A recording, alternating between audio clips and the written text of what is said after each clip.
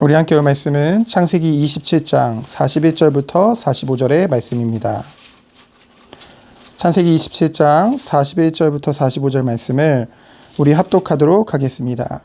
그의 아버지가 야곱에게 축복한 그 축복으로 말미암아 에서가 야곱을 미워하여 심중에 이르기를 아버지를 곡할 때가 가까웠은즉 내가 내 아우 야곱을 죽이리라 하였더니 맏아들 에서의 이 말이 리브가에게 들리매 이에 사람을 보내어 작은 아들 야곱을 불러 그에게 이르되 내 형 에서가 너를 죽여 그 한을 풀려 하니 내 아들아 내 말을 따라 일어나 하란으로 가서 내 오라버니 라반에게로 피신하여 내 형의 노가 풀리기까지 몇 날 동안 그와 함께 거주하라.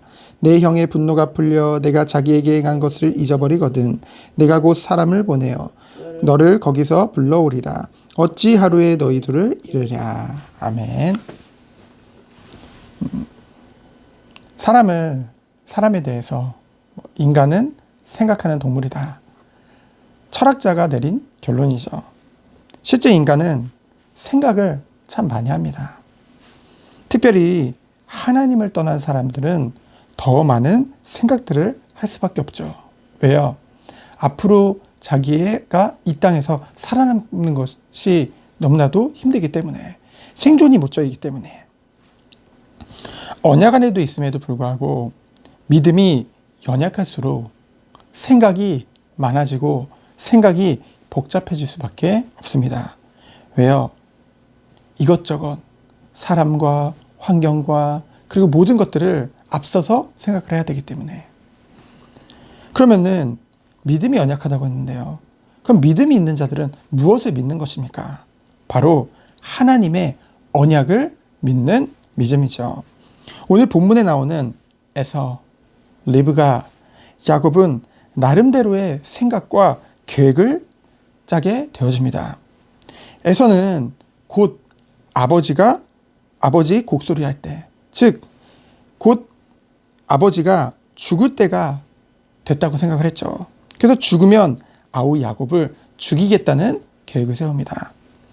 그 말을 들은 리브가는 사랑하는 아들 야곱의 생명을 보존하기 위해서 모정으로 인해서 아들을 피신시키죠. 물론 그 이후의 절을 보면은 햇사람의 딸들로 말미암아 내 삶이 싫어졌거늘 이라는 얘기를 하죠.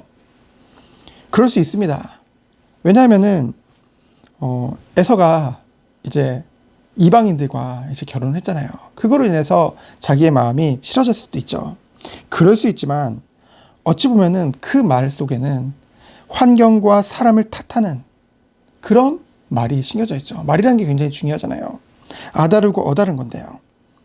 고백을 에서가 언약 밖에 있는 사람들과 결혼함으로 인해서 하나님의 언약 밖에 놓여지는 것이 참 마음이 아프다. 그렇게 표현했어도 됐는데요. 그리고 야곱도 어머니에게 이제 이렇게 해서 피신해라. 그 말을 듣고 나름대로의 생각과 계획을 짜게 되어졌습니다. 어쨌든 이 모든 과정들을 통해 우리가 볼 수 있는 건 무엇입니까? 저는 이 말씀이 생각나더라고요.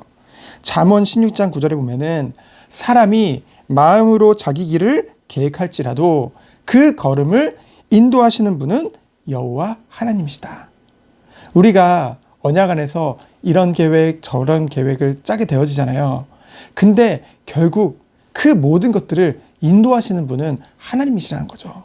근데 그냥 하나님이 아니죠. 여호와 하나님이라는 뜻은 무엇입니까? 언약의 하나님이라는 거거든요. 언약대로 언약을 성취하시는 하나님이라는 거죠. 그 하나님께서 언약 안에서 우리를 인도하신다는 것입니다. 그래서 에서는 곧 아버지가 죽을 거라고 생각했죠. 근데 그 이후로 어떻게 됐습니까? 43년이나 이삭이 더 살게 되어지거든요. 아버지가 살아계시니 솔직히 삼촌 라반의 집에 가서 복수할 생각 못했겠습니까? 그러나 아버지가 살아계시니 그 쫓아갈 생각조차도 못했겠죠. 하나님이 언약을 이루시기 위해 모든 것을 보호하신 것입니다. 그 생명까지도 붙잡으시고요. 결국은 야곱이 피신을 한 것 같았지만은 육신의 그 혈통을 보존하게 되어졌죠. 레아와 그리고 라헬을 아내로 맞이함으로. 그리고 20년이 넘는 그 도피 생활을 통해서 정말 하나님께서 야곱을 다루시는 것을 보게 되어집니다. 결국 이 모든 것들이 협력하여 선을 이루게 되어진 거죠. 여러분, 여기서 협력하여 선을 이룬다는 말 우리 참 많이 쓰잖아요. 근데 그 협력하여 선, 무엇이 선입니까? 하나님의 언약을 이루는 것이 참된 선인 줄 믿습니다. 그래서 하나님께서 첫 번째로 우리들을 완전한 복음으로, 은혜로 구원해 주신 것이죠. 하나님이 나를 선택하신 것입니다. 그래서 우린 뭐예요? 감사하는 거죠. 정말 은혜를 받은 사람은 다른 사람을 정죄하거나 판단하기 이전에 먼저 내가 받은 은혜와 그 사랑과 감사함으로 말미암아 그 모든 것들을 다 뛰어넘게 되어지는 것입니다. 그것이 복음이에요. 그러면서 무엇입니까? 하나님이 이 복음 가진 내게 맡기신 것이 무엇입니까? 우리들은 하나님의 언약을 통해 이것을 알 수 있죠. 그래서 우리가 많은 생각도 해야 되겠지만은 그냥 생각이 아니라 말씀에 집중하며 말씀을 묵상하는 것입니다. 그 가운데 하나님이 많은 깨달음과 답을 주시는 거거든요. 그러면서 이런 축복 안에서 하나님이 우리에게 약속하신 것이 무엇입니까? 하나님이 주시는 능력이죠. 성령의 충만함입니다. 여러분, 성령 충만을 정말로 우리가 누리게 된다면은 우리에게 권능이 임한다고 했어요. 그 권능은 무엇입니까?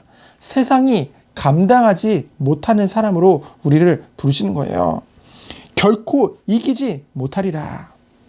반석 위에 나를 세우시고 음부의 권세가 결코 이기지 못하리라 약속하신 것입니다. 그러면서 뭡니까? 오직 성령이 너에게 마시며 너희가 권능을 받고 예루살렘과 온 유대와 사마리아 땅끝까지 이르러 내 증인이 되리라. 누구의 증인입니까? 그리스도의 증인이에요. 완전한 하나님이신데 우리를 사랑하사 이 땅에 인간의 몸을 입고 이 땅에 오셔서 자기를 낮추시고 도리어 섬기려 하고 도리어 우리의 죄를 위해서 정말로 죄인된 우리를 위해서 십자가에서 죄 없으신 하나님이신 예수님이 대신 죽으신 거거든요. 그리고 부활하신 거거든요. 그래서 그 은혜, 그 축복, 그것의 증인으로 나를 부르신 것입니다. 그리스도의 사랑과 그 권능과 그 능력을 선포하는 자로, 그리고 오고는 모든 세대들과 우리가 속한 모든 현장 가운데 빛을 선전하는 자로 우리를 부르신 것입니다. 이번 성경에는 선전이 아니라 선포하는 자라고 했죠.